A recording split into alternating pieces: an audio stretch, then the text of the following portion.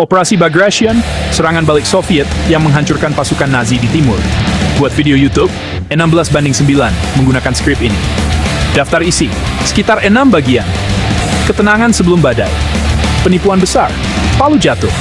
Kuali mendidih, keruntuhan Wehrmacht. Jalan menuju Berlin.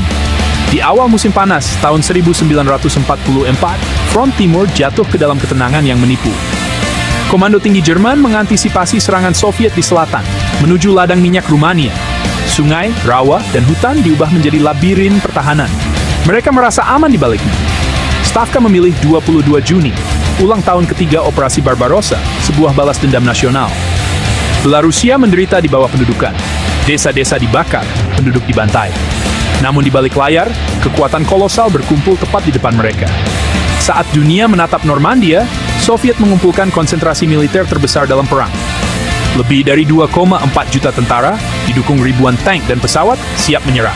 Kejeniusan operasinya bukan pada ukuran, melainkan pada kerahasiaan Maskirovka. Lalu lintas radio palsu, tank tiruan, lapangan udara kayu, semua menunjuk ke selatan. Zhukov melakukan kunjungan mencolok. Tertipu, Jerman memindahkan divisi Panzer ke selatan. Perakitan yang sesungguhnya terjadi di Belarusia. Semua pergerakan besar dilakukan pada malam hari. Pada malam 19-20 Juni, ribuan rel diledakkan, memutus pasokan ke kelompok Angkatan Darat Tengah. Laporan gemuruh mesin diabaikan sebagai kegugupan.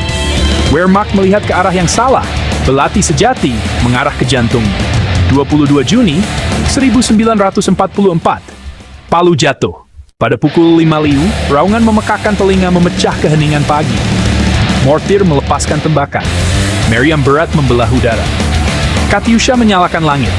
Pemboman berlangsung berjam-jam, menghancurkan pertahanan depan. Bunker hancur, parit terobek, kawat berduri putus. Bagi prajurit Jerman itu adalah neraka, pendahulu serangan darat. Divisi senapan maju, insinyur menjembatani sungai dan membersihkan ladang ranjau. Serangan penjajakan menahan pembela, mengidentifikasi titik terlemah. Ujung tombak lapis baja mengalir melalui celah, melewati titik kuat dan kota berbenteng. Glubokaya Operasia, jembatan, persimpangan, depot jauh di belakang menjadi sasaran. Laporan tiba, 20 km, 30, 50. Jalur mundur terpotong.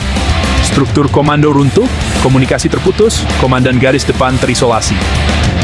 Dari Prusia Timur, Hitler memerintahkan bertahan sampai orang terakhir, melarang penarikan taktis.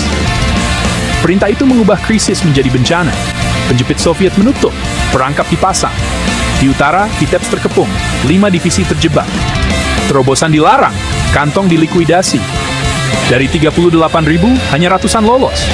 Di selatan, Bobruisk dilanda bencana. Rawa dan hutan jadi perangkap. Angkatan udara Soviet membombardir tanpa henti. Ujung tombak bertemu di timur Minsk. Lebih dari 100.000 prajurit Jerman terjebak. Perlawanan runtuh dalam seminggu. 57.600 tawanan diarak di Moskow. 11 Juli 1944. Kelompok Angkatan Darat Tengah lenyap. Garis tanah air benar-benar dilenyapkan. Penghancuran kelompok Angkatan Darat Tengah menciptakan lubang 400 km di garis Jerman. Hampir tak ada pasukan di antara Tentara Merah dan Warsawa. Laju kemajuan lebih dari 20 km per hari. OKH panik menambal garis, melempar unit tanpa pengintaian atau dukungan. Seperti batu-batu kecil di Sungai Deras, ditelan gelombang Soviet. Sekitar 28 dari 34 divisi hancur. Lebih dari 1,5 juta korban dalam sedikit lebih dari sebulan. Kerugian material, ribuan tank, artileri, dan pesawat hancur atau ditangkap. Pukulan ini lebih parah daripada Stalingrad bagi upaya perang Jerman. Mitos keunggulan Jerman runtuh, krisis kepercayaan memuncak dalam upaya pembunuhan 20 Juli. Pada akhir Agustus, Belarusia dibersihkan. Pasukan Soviet memasuki Polandia dan mencapai Sungai Vistula. Perbatasan Prusia Timur tercapai. Tanah Jerman kini terancam. Bagration dan kampanye Normandia menjadi 2 rahang penjepit yang menutup pada Reich ketiga. Divisi Panzer Elit dialihkan ke timur, mempermudah terobosan Amerika. Operasi Cobra.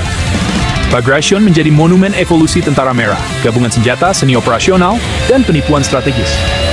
Taktik kasar 1941 digantikan doktrin canggih. Perencanaan Stavka teliti, logistik masif, eksekusi nyaris tanpa celah.